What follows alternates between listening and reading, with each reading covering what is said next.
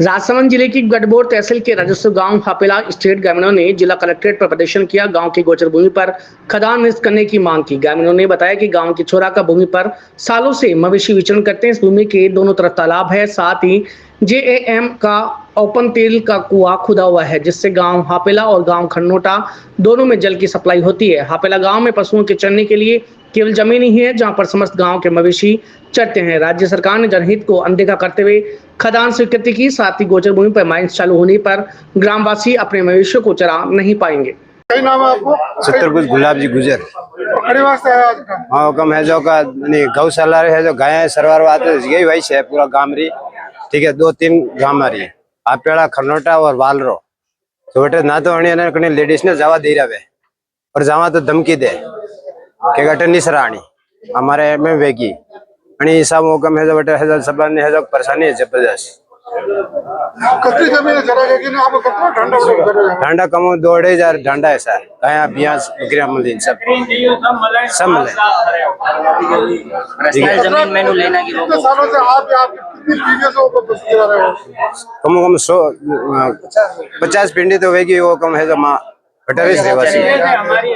और दूसरी बात मारी जो जमीन है खुदरी बड़े माइन चाले रे बस में दीवार मारा मम्मी पापा और काका आज इतने नाम नहीं लीधो और मम्मी काका और पापा मेरे बाद में है जो लोग धमकी देवा टुका लगाया जाए तो लगाया काला मुंडा बांध है जो लगाने परेशान करवा टुका। बड़ी बाद में 2 साल हो गया मुँह हटे हुक्म है अर्टिस और गाया भी हमारी घर बंदी है। अबे वैसे हुक्म माइन से बंद वेणी साहब और गायर आते है जो आप करना साहब आगे। कहाँ से आए हैं? क्या मांग लेकर आए हैं? सर हम खनोटा और अपेला गांव से आए हैं। ग्राम पंचायत खनोटा के 2 राजस्व गांव में वहां पर हमारी चारागाह जमीन है, वहां किसने लीज लगाई है। हम सभी ग्रामीण ये चाहते हैं कि पास में रिहायशी इलाका है, दोनों तरफ उसके तालाब है, तीनों तरफ तालाब है और जेएमएम का ओपन वेल खुदा हुआ है। तो हम ये चाहते हैं कि वो माइंस वहां से निरस्त हो।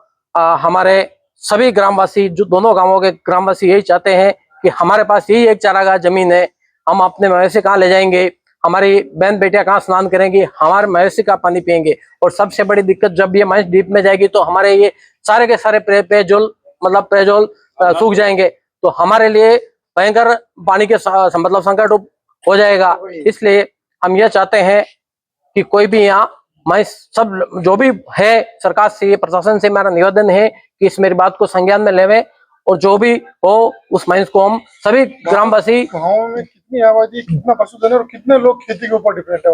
लगभग 80% लोग हमारे खेती पर डिपेंड है और लगभग 2 से 5 हजार तक हमारे मवेशी उसी जमीन पर चरते हैं। वहीं तालाब पास में तालाब है, 2-3 बार पानी पीते हैं। अब ये जमीन अगर वहां माइंस की एक्टिविटी होगी तो ये सब में हमारे जमीन पूरी खुर्द-बुर्द हो जाएगी। हम मवेशी कहाँ ले जाएंगे, हमारे पानी का पीने का क्या प्रबंध होगा? फिर सरकार के करोड़ों रुपए लगे जेएमएम में और वहाँ नर्सरी है। आपका नाम? प्रकाश चंद जैन, काम खनोटा। आपका नाम बता दीजिए सर। मेरा नाम जिस माइंस को लेकर आप विरोध जता रहे हैं, वर्तमान में क्या स्थिति, किस जमीन पे माइंस ओपन की जा रही है और आप लोगों को इसका कब पता चला इस घटना के बारे में? सर मेरा नाम जगदीश गुजर है और वर्तमान की स्थिति ये है कि ये 2024 से माइंस एमएल हुई है। फरवरी महीने में हमको पता चला और फरवरी में तो नहीं, फरवरी में लगभग पता चला है।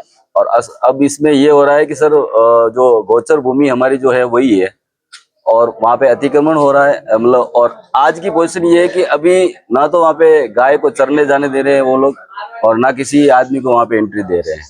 और हमने माननीय कलेक्टर साहब को 2-4 महीने पहले भी निवेदन किया था और यहाँ पे ज्ञापन देके गए। अगर हम सभी ग्रामवासियों की यही मांग है कि उनके ऊपर कुछ कार्रवाई नहीं हुई है और अब आगे अगर इसी तरह रहा तो हम सभी ग्रामवासी आमरण अनशन करेंगे। माइनिंग में एक नियम होता है, कोई भी नई माइंस अलॉट होती है तो उसके लिए पोल्यूशन डिपार्टमेंट एक आपत्ति जारी करता है, गांव वालों से सहमति ली जाती है। क्योंकि आपके गांव की चारागाह भूमि, आप लोगों से क्या सहमति ली गई? सर ना तो हमारे से कोई गांव वालों से सहमति ली और हम जब किसी हमारे सरपंच और उनको पूछते तो वो बोलते हैं हमारे को तो पता ही नहीं है।